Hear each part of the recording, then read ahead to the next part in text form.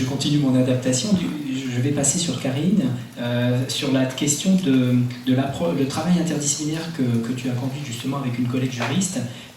sur la question de la reconnaissance du statut de victime. Tout à fait. Effectivement, du coup, ça s'enchaîne bien parce qu'on a travaillé avec ma collègue Laura Canali sur la question des victimes climatiques et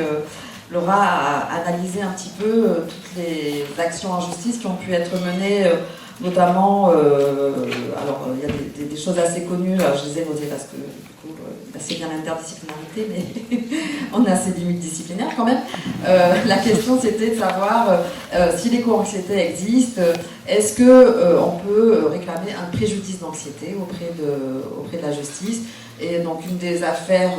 la première affaire connue, c'est celle de Saki et d'autres enfants, donc ils sont 16 enfants, à avoir présenté une plainte contre l'Argentine, le Brésil, la France, l'Allemagne, la Turquie auprès du Comité des droits des enfants en 2019 pour dire qu'il y avait un manque d'action du gouvernement et que, donc je cite, en raison de l'élévation du niveau de la mer, des îles Marshall et les Palaos risquent de devenir inhabitables dans quelques dizaines d'années. Les changements climatiques ont nuit à la santé mentale donc des auteurs de la pétition, dont certains disent souffrir d'anxiété liée au climat. Ensuite, il y a eu une autre affaire où 6 enfants portugais ont porté plainte contre 32 États à la Cour européenne des droits de l'homme en disant que l'inaction climatique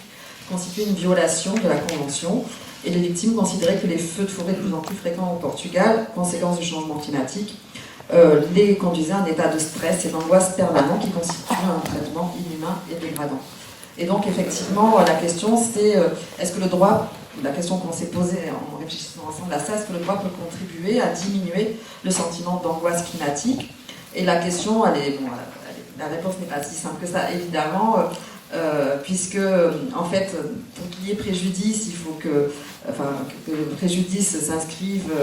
il faut qu'il y ait quelqu'un qui soit reconnu comme coupable de ce préjudice, et donc c'est pour ça que dans ces deux affaires que j'ai citées, il y en a d'autres. On est des enfants, notamment les jeunes adultes et les enfants, ont attaqué des États. Et puis, ça renvoie aussi à l'idée que pour certains auteurs, et donc ici on est là-dedans aussi, ce que j'ai appelé l'éco-anxiété est souvent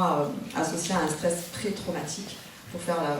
le parallèle avec le stress post-traumatique, et que dans l'idée, c'est que c'est une anxiété prospective qui est provoquée par l'action d'imaginer notre avenir, et donc de se penser dans un avenir où le monde est en plein effondrement et que cela va créer cette angoisse chez les victimes. Et donc les collectifs qui militent pour être reconnus en tant que victimes, ça va à la fois agir pour essayer de faire reconnaître cette souffrance, et c'est ça un des premiers éléments qui est associé à ces actions en justice. Et puis en même temps, il peut y avoir aussi un effet qui peut être négatif, c'est